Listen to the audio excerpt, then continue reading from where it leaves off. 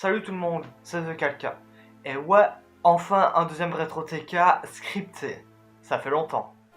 Ah bah enfin je peux apparaître. Toujours là toi. En même temps c'est le script qui me fait parler. Tu vas vraiment briser le quatrième mur encore une fois? Le script encore une fois? Ah. Du coup aujourd'hui on va parler de Pokémon Pinball. C'est quelle version? C'est la version GBA. C'est parti.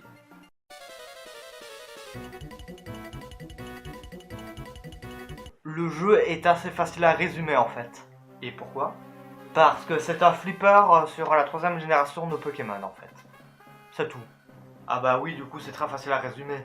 D'ailleurs, dans le jeu tu as le choix entre deux flippers. Celui de Pokémon Ruby et celui de Pokémon Saphir. Chacun possède des différences par rapport à l'autre. Le but premier, qui est d'ailleurs le but de tous les flippers, c'est de faire le plus de points possible avec le nombre limité de boules. Il y a différents mini-jeux qui peuvent apparaître durant notre partie de flipper pour obtenir différents Pokémon. On dépend de la zone où on est, on dépend même d'un mini-jeu bien précis où tu dois capturer un Pokémon. Car le but du jeu est également de compléter le Pokédex, comme dans presque tous les Pokémon sortis à ce jour, sauf erreur de ma part évidemment. Il est également possible de faire évoluer les Pokémon, ceux qui peuvent évoluer bien sûr, dans un mini-jeu bien particulier. Le jeu est édité par Jupiter Corporation et publié par Nintendo. Jupiter Corporation a fait le premier jeu Pokémon Pinball sur la première génération et a fait d'autres spin-offs qui sont un peu oubliables. Généralement ce sont les jeux qu'on ne retient pas. Alors, ton avis sur le jeu? Tu vas encore nous faire le coup du nostalgique ou pas? Cette fois-ci, je serai moins nostalgique. En effet, même si le jeu, j'ai adoré y jouer quand j'étais petit, parce que j'étais à fond sur la troisième génération, en regardant actuellement, le jeu est clairement moins bon. En défaut, clairement, pour moi, c'est la précision.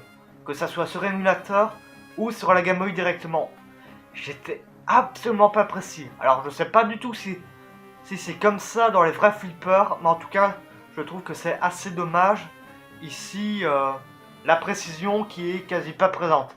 C'est très difficile de toucher la zone qu'on veut toucher. Des fois, c'est sur un coup de bol. Des fois, on est bien précis, mais c'est chaud. Par contre, un point positif, c'est clairement l'OST. Juste écoutez ça.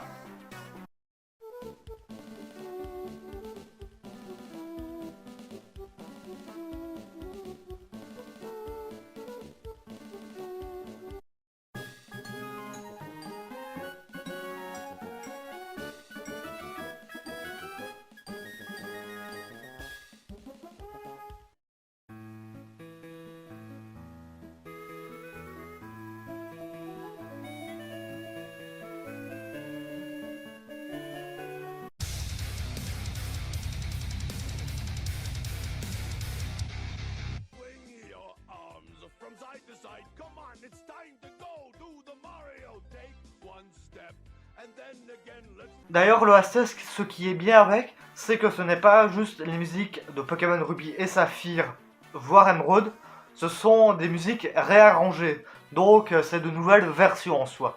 Donc, c'est super cool d'avoir fait ça. On pourrait aussi être pointilleux sur le fait qu'il n'y ait pas de scénario, mais en même temps, venant d'un jeu de flipper, on va pas râler là-dessus, car ça serait être pointilleux. Du coup, merci d'avoir vu la vidéo jusqu'au bout. Si cet épisode vous a plu, vous pouvez le liker. S'il ne vous a pas plu, vous pouvez le disliker. Donnez votre avis dans les commentaires, que ce soit sur la vidéo ou sur le genre lui-même, sait-on jamais. Vous abonner, rejoindre le Discord, lien en description, la chaîne secondaire où je parle de catch. Sur ce, salut tout le monde, c'était The Kalka, bonsoir. Et le gars qui n'a toujours pas de nom, LOL.